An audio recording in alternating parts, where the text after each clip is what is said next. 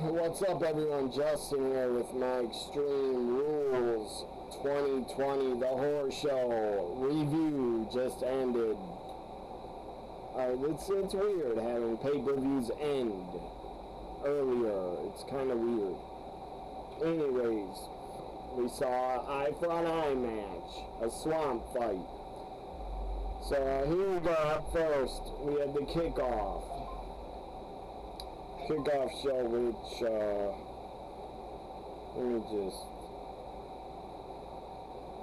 let me read my Twitter poll I put out. Grade tonight's Extreme Rules, a horror show. Let's see what it's at, and I'll read it again before the review's over. Grade tonight's Extreme Rules, a horror show. So far, 36% is winning. B-, 29% C+, 29% gave it a F, and 7% gave it a D. So I did B-, C+, D, F. I don't think it was an A pay-per-view, so I didn't put an A. I don't think it was a B+ pay-per-view either. I did love the two women's matches. The Sasha-Asuka finish, I didn't hate it, but whatever. I expected them to do something weird like that kind of finish. So anyways, B- is winning so far. 33% B-. Now C+ is 28%, F 22%, D 17%. So I'll check on the poll later. By the way, follow me on Twitter at WWE NXT Guy if you want to vote on the poll and grade the pay-per-view. So up first we have the Kickoff show. JBL on Zoom, or on a webcam, Booker T on a webcam, Renee Young on a webcam. I don't know where the hell, where their video is coming from. I don't know, a webcam or Zoom, I don't know. Probably, they gotta have a camera. They had a camera in their face, like I have a web camera, which I'm recording this review on. But Renee, it was good to see Renee Young back and at least working and talking about this pay-per-view. I'm glad she is healthy and not still sick with the virus. I'm glad she is recovered, I believe. I really hope she's recovered because I love Renee Young. She is great at her job. So Renee Young, Booker T, JBL talking about it, hyping up the show. Then we go in a studio, Scott Stanford and Peter Rosenberg talk about it more. At least Peter Rosenberg, at least that guy's not Sam Roberts. Sam Roberts is so fucking annoying, that guy.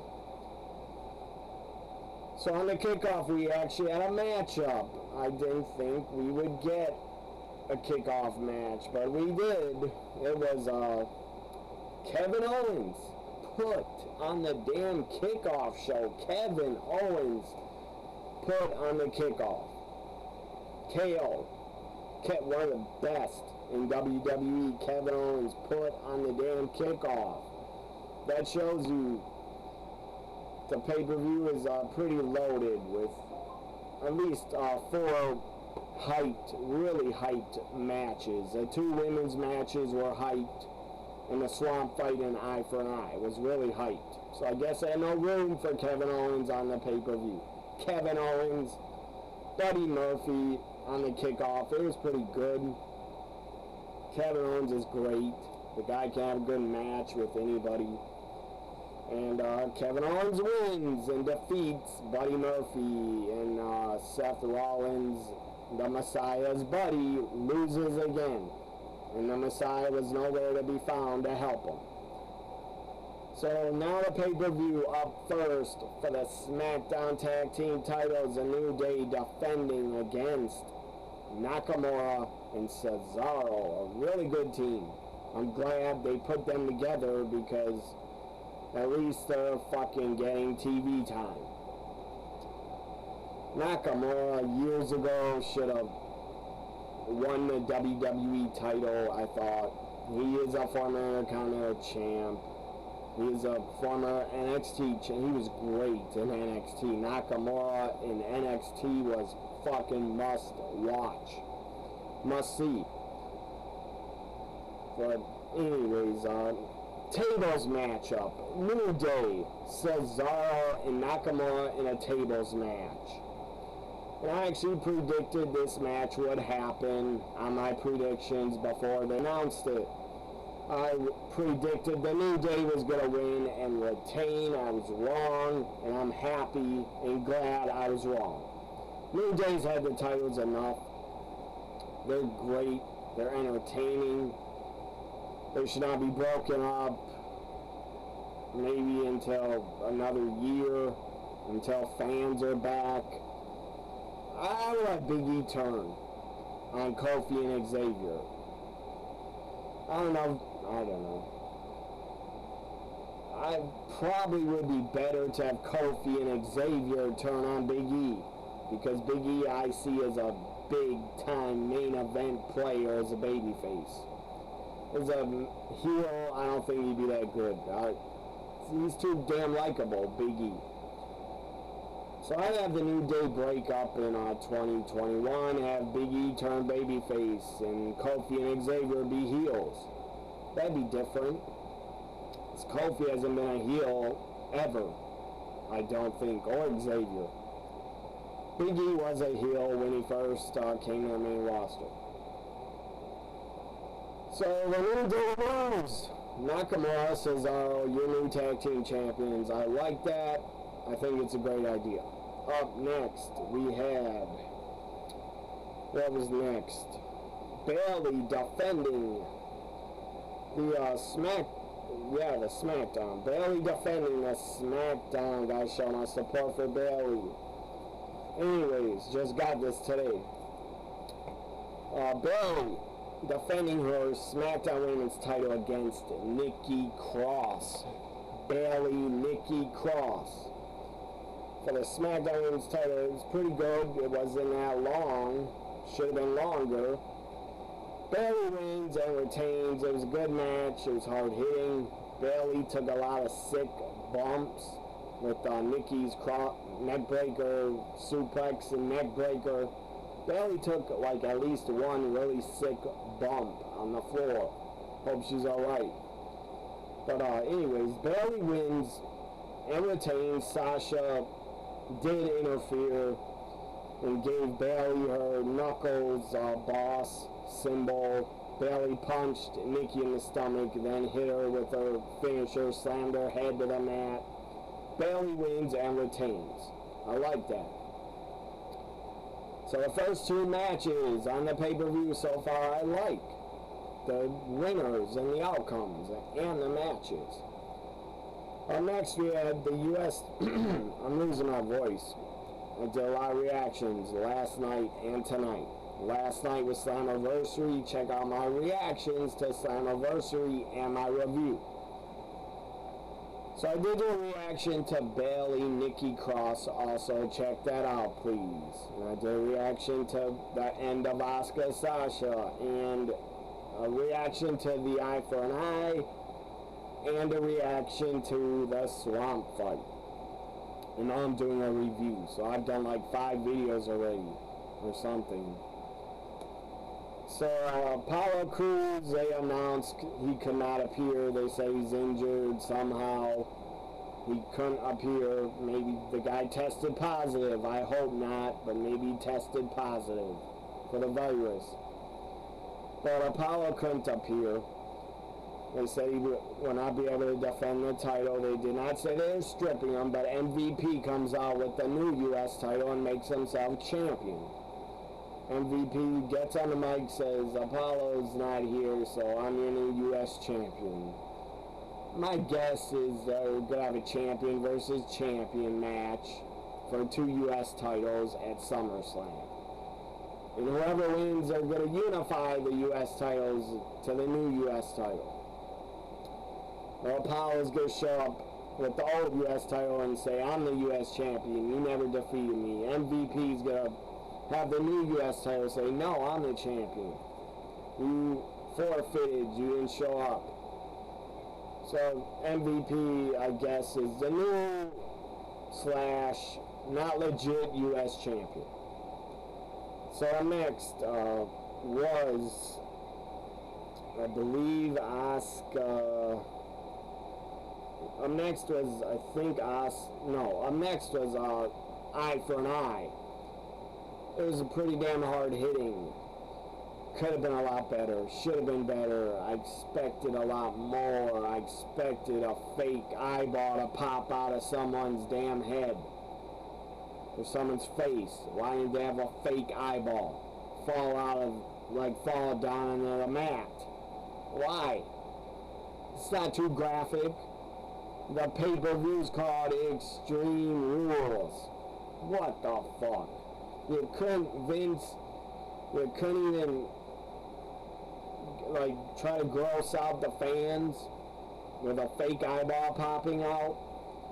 Or when Ray lost, he could have been holding a fake eyeball and then showed it that is eye. So every fan would have thought that's Ray's eye. That's insane. But no, you didn't do that. This is how Vince or stupid Bruce Pritchard thought. We're not going to show you a fake eyeball popping out. We're not going to do CGI and make it look awesome. Anyways, they couldn't even use a fucking fake eyeball? What the fuck? That's what I would have done. And why you must be worried about getting too graphic? Well, what the fuck, you were on pay-per-view. You can get graphic on pay-per-views. I didn't like Vince's way or Bruce Pritchard's way of getting graphic and grow. Not with a fake eyeball. That would have been better. But no, with vomit. Seth Rollins throws up and spits up probably soup or some whole bunch of food. Like he was throwing up because he couldn't believe what he did and saw. I guess Vince loves vomit, thinks it's funny, loves puke. He really loves puke because he wanted Draws to throw up in front of him in the movie Beyond the Mat. So Vince is sick. He wants to see people puke in front of him and he laughs about it. Vince is weird. Puke is not funny. Throwing up is not funny. It's gross and it smells. And it's just vile. I've thrown up many times when I've been sick and I hate it. I fucking hate it. Makes you sweat, makes your heart race. I fucking hate it. So I guess Vince or Bruce think throwing up was the great finish to the Eye for an Eye. It was not. It was fucking lame. It was lame. Should have done something better and more violent and more graphic and bloody and gory. No. I didn't see one drop of blood. Ray was holding his eye like his eye got knocked out. Or I got stabbed. By the stairs. Seth was pushing against stairs. And then Seth freaked out like he couldn't believe what he did and saw. Anyways, it should have been more graphic and gory. And could have fake blood on Ray's hand, a blood capsule. What the fuck? He did none of that. How the fuck did you make an Eye for an Eye match where you pop out your opponent's eyeball to win? How the fuck do you have that match with not one drop of fake blood? Or a fake eyeball? I don't get it. Or I would have popped and marked out if the fake eyeball of Ray's would have been on the mat, and I would have popped if Seth would have curb stomped it and crushed it. That would have been awesome. But no, I guess you're not that smart to think of that. And I just fucking came up with that in a second. My God, that was disappointing. That eye for an eye, I was so looking forward to it, and it was fucking disappointing. The finish wasn't gory, wasn't cinematic, wasn't no CGI, special effects. It was nothing. All we saw was, and all we got out of it was fucking throw up from Seth. Fake vomit. That was so bad. That was stupid. That was disappointing. Maybe I'm so disappointed because I love horror movies and it should have been gory and bloody, but it wasn't. So anyways, Seth Rollins wins an eye for an eye. I did not hate it, but the finish was just bad. Finish was not good. It was stupid. No blood, no gore, no special effects, no fake eyeball. No curb stomp to an eyeball. That's like 6 options they could have went with. So Seth wins. Who cares? The eye for an eye match, you dropped the ball. Whoever booked it.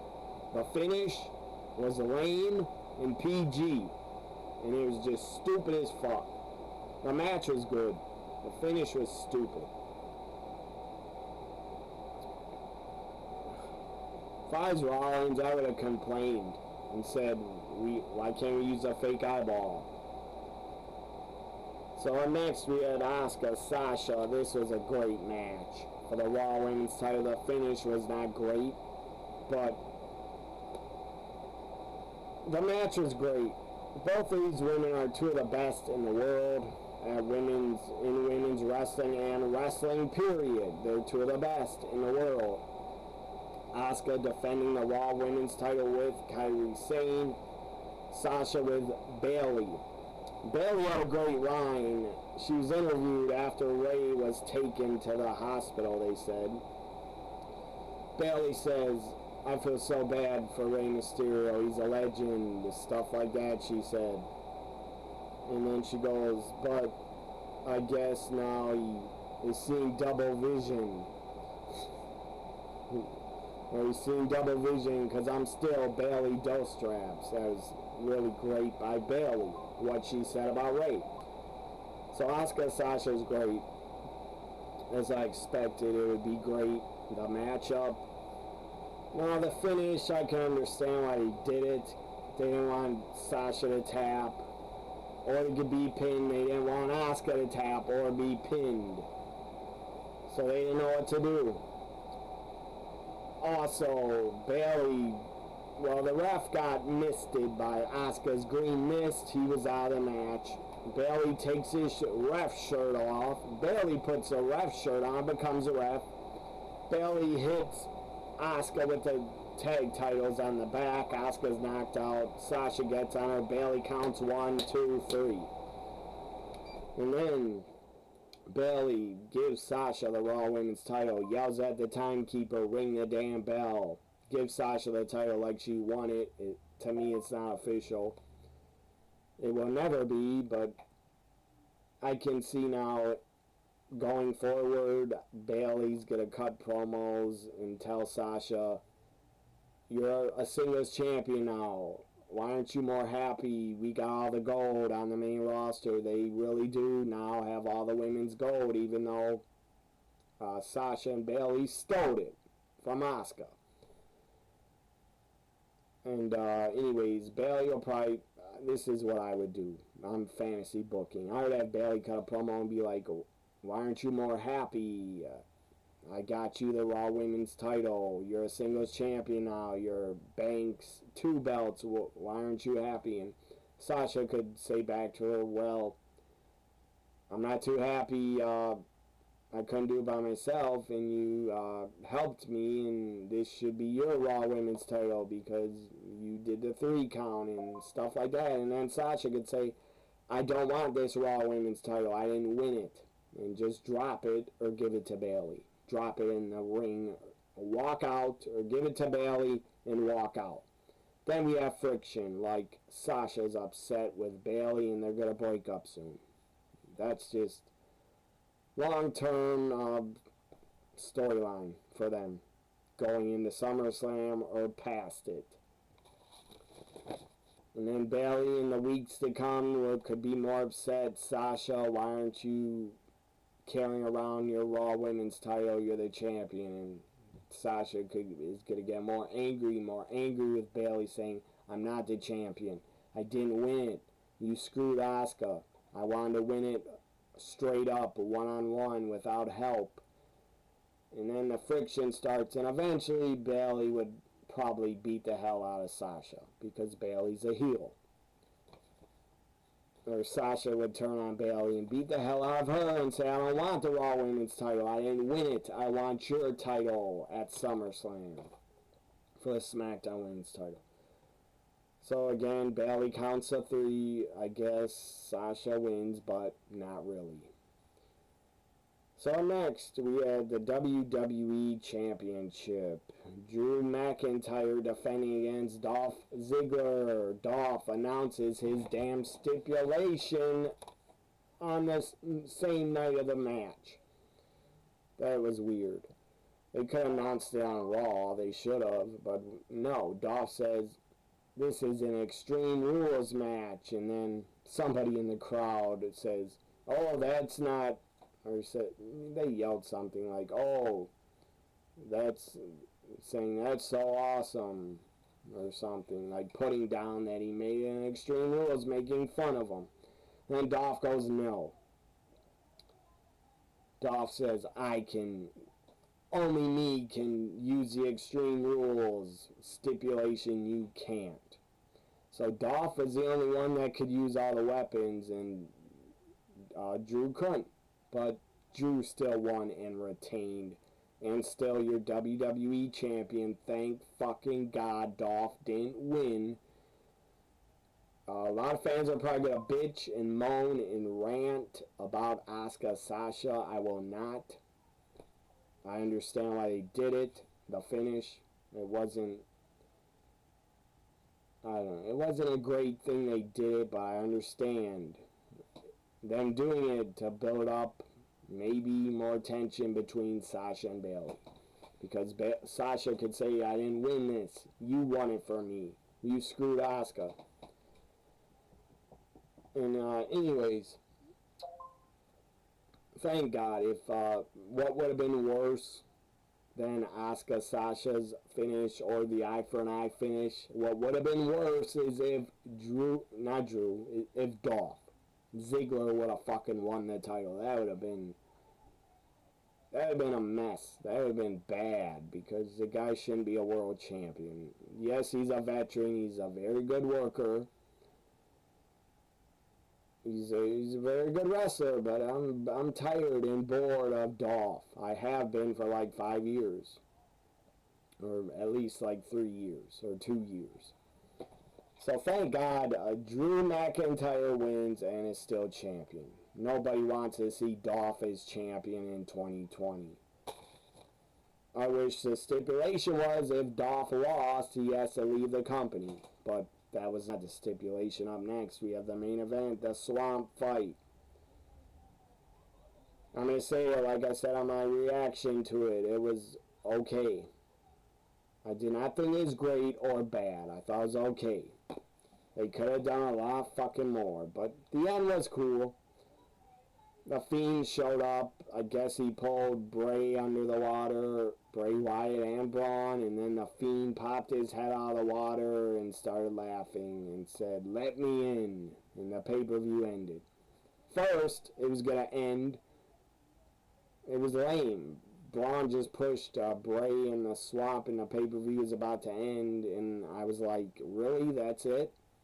And then Bray comes up, or the Fiend puts a fingers, mandible claw in Braun's mouth, brings him down into the swamp, under the water. Then the Fiend appeared, laughed, said, let me in, and the show ended. It was not great, but it was not bad. Like, if I'd rate it 1 to 10, I'd give it about a 6.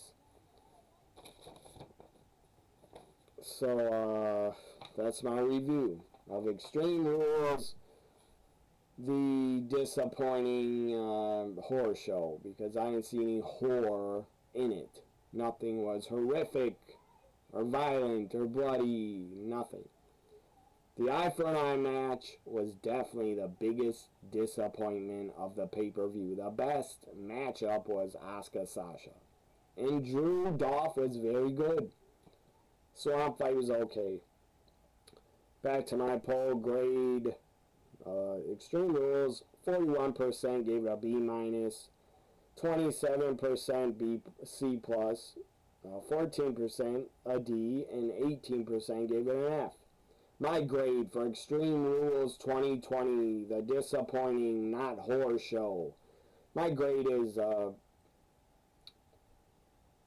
give it a C+. So, like, comment, share, and subscribe. Follow me on Twitter if you can. Leave me a tip in the description at my PayPal. Bye for now.